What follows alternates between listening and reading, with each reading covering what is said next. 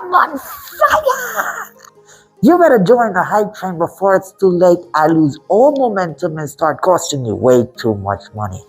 Kidding. But UFC 301 has been by far my best performance since doing UFC predictions. 11 wins with only 2 losses. Can we carry over that momentum for this weekend's fights with Derek Lewis versus Rodrigo Nascimento? We're gonna find out jumping straight into the picks. But before we get into the picks, the ladder challenge has been doing pretty good. We're on day 3. We turned $10 into 10,000, so be sure to check it out in my YouTube shorts. I'm also going to link it down to the description. Now back to the video. First fight of the night is going to be Veronica Hardy versus JJ Aldrich. A lot of people have jumped on the Veronica Hardy hype train. She's also the favorite for the fight, and I disagree with it. I believe that Veronica Hardy, she may be a decent kind of fighter. She hasn't beat anyone that she shouldn't have beaten in her last 2 wins. She beat Juliana Miller, which that win is not really aging that well. Juliana Miller has a 3-3 record. And she beat Jamie Lynn Horth, who we haven't seen since. But just because she's won those fights, are we going to forget about the losses? She got finished by Ashley Evans Smith. She got beaten by decision against Andrea Lee. She's lost by submission to Jillian Robertson. Are we just going to forget about this? I get it, her opponent JJ Aldrich is not the greatest fighter in the world, but she's a massive step up in competition. You know, her losses, you gotta excuse some of them. Tatiana Suarez, okay, everybody loses Tatiana Suarez. Erin Blanchfield, unless your name is Manon Fiorot, you're not losing to Erin Blanchfield. She's lost to Macy Barber, who's a fairly decent women's fighter as well. And she also has some very credible wins. She beat Jillian Robinson, who, as I mentioned before, finished Veronica Hardy.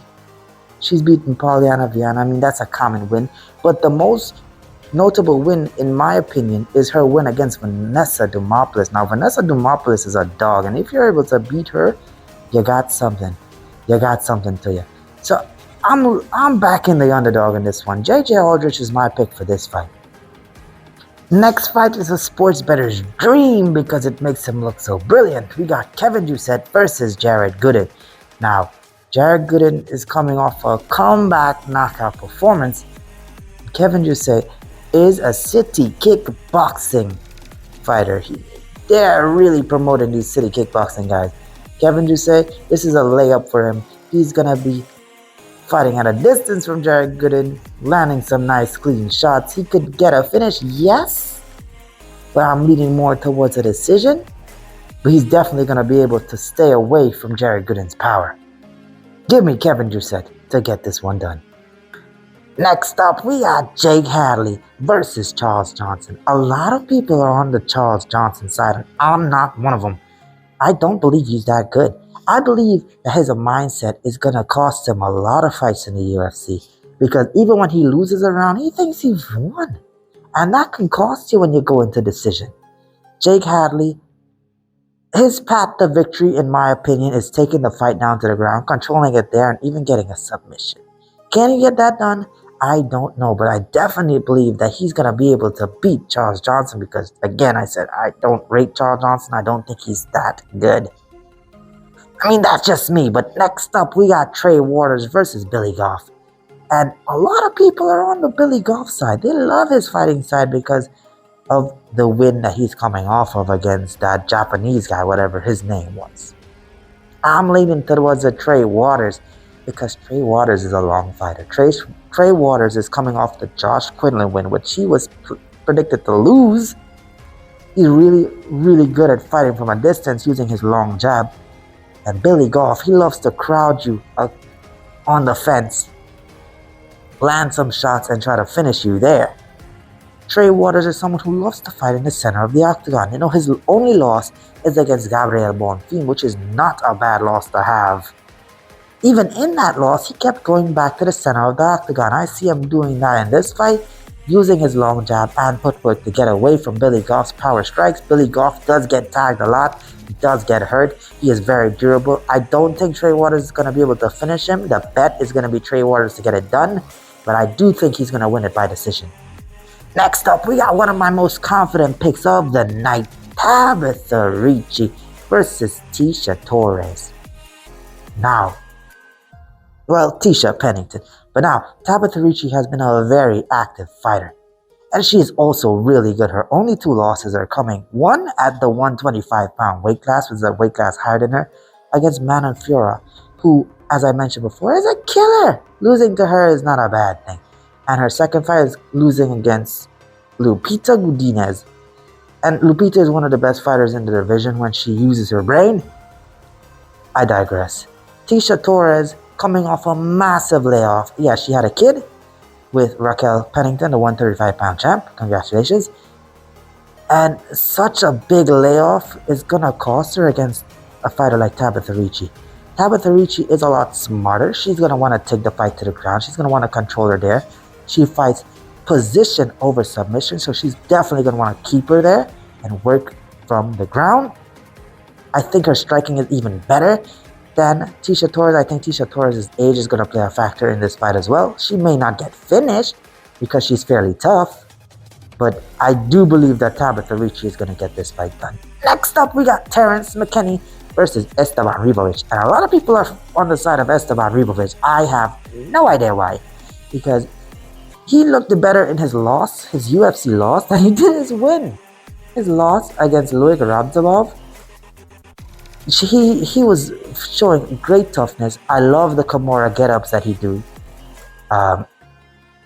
Landing some decent strikes, but the shots that Rabzabov was landing was clearly affecting him. And that's what made him lose the fight. His win against that jiu-jitsu guy, he got controlled for the entirety of the first round. Yes, he showed durability, but come on. Getting controlled by that guy, what do you think Terrence McKinney is going to do? Terrence McKinney is a quick starter, and he has so much finishing ability. Terrence McKinney is going to come, put the pressure on in the first round, use his size, use his strength, use his speed, and he's going to try to get Ribovic out of there. If Ribovic manages to survive, it's going to be a completely different fight, but I don't think he's going to be able to, because Terrence McKinney is a killer. The UFC also gave him 2 layup fights to boost his confidence back. So I think he's going to be riding those momentum of those 2 wins into another victory against Esteban Ribovic. Next up, we got Hooper versus Borshev. And this fight is a classic, striker versus grappler. Chase Hooper definitely wants to get this fight down to the ground because he's going to be able to smoke Borshev on the ground. He's going to be able to work his positions and get a submission finish. However, Borshev is a much better striker, and I'm leaning more towards that because the fights do start standing up. He does know the game plan of Chase Hooper. He should be able to stop a takedown. If he was able to stop some takedowns against Nazim Sadikov, keep the fight standing, almost finish the fight, I definitely see him being able to do so against Chase Hooper. He just needs to be careful of the takedowns and it should be fine. Next up, we got Waldo Cortez Acosta versus Robelis de Spain. And I'm going with Robelis de Spain because Waldo Cortez Acosta, he gets hit. He loves to stand up. He's not going to try to take this fight down to the ground. Robelis de Spain, once he touches you, good night. And he's going to put Waldo Cortez Acosta asleep. The UFC clearly have some kind of vendetta against Acosta because of his performance against Andrei Arlovski. And Robelis de Spain, they want to shoot him to the moon, so they're going to give him strikers. When they start giving him grapplers, we're going to be seeing a different side of him. But a striker, yeah, give me Robelis de Spain. Next up, we got another confident fight of mine, Alex Caceres versus Sean Woodson. And this one says Sean Woodson all day. His striking looked absolutely picture perfect in his last fight. He's a very, very talented striker. Hard to take down. As Dominic Cruz said, it's like taking down a table. Alex Caceres is such an up and down fighter. He looks good against the lower level fighters, but against the good strikers, he doesn't look as good. He has the ability to take the fight down to the ground with other fighters, but not with Sean Woodson. He's very well rounded, but with the fight staying on the feet, that's not going to matter that much. I get Sean Woodson is going to get this fight done, and I believe he's going to do it by decision. Next up, we got Mateus Rebecki versus Diego Ferreira. Not much to say. This is a layup for Mateus Rebecki. Diego Ferreira, his last victory, he didn't look too good against Michael Johnson, let's be honest. So yeah, give me Mateus Rebecki. Not wasting too much time into the next fight. Next up, we got Alonzo Menefiel versus Carlos Ulberg. This fight, the odds say it's all Carlos Ulberg, and I can see why. He's also a city kickboxing guy. But Alonzo Menefiel has got so much power. It's more of a pick'em fight for me because once Menefiel lands his strikes on Carlos Ulberg, he can definitely put him out. I don't think he's going to be able to. I think Carlos Ulberg's footwork is going to be getting the better of Menefiel. He's going to be able to land some clean shots. Menefiel does get tired in the later half of the fight. So maybe he's going to be hit with some really clean shots from a talented kickboxer in Carlos Ulberg and be put away coming down to the end. Next up, we got Joaquin Buckley versus Nursultan Rozabayev. And Joaquin Buckley is a favorite. I understand it because he's coming off a very nice performance against Vicente Luque. However, Nursultan Rozabayev, this is his first fight at welterweight, so we gotta watch the weight cut for sure. But if he has a decent weight cut and looks good coming down to the fight, I see him winning it. I see it being very similar to his fight against Bruno Ferreira, who has so much knockout power in his hands. Nursultan is going to work towards his spot, get the fight down to the ground, and try to finish Buckley there. I don't know if he's going to be able to control him, but he's definitely going to be able to get the fight down to the ground at some point in time. I don't see Joaquin Buckley catching Rozabayev clean at any point in the fight and putting him out. So give me Rozabayev to get it done. Next up, we got the main event of the evening. Derek the Black Beast Lewis versus Rodrigo Nascimento. Now, let's start with Rodrigo Nascimento. He's coming off a victory against Dontel Mays. And that victory, yes, it was a victory, but it didn't look that good. Let's be honest. He doesn't have the ability, in my opinion, to put away Derek Lewis. If he wins, it's going to be by decision. But I don't see him winning. I think Derek the Black Beast Lewis has got this one. Once a fight goes to the ground, he just stands up. You know the meme. But he has the power to put Nascimento out. If Dontel Mays is catching you, what is Derek Lewis going to do to you? That's my thought process on it. I think Derek Lewis gets it done inside the distance by knockout. And that has been my picks for UFC Fight Night. Derek Lewis versus Rodrigo Nascimento.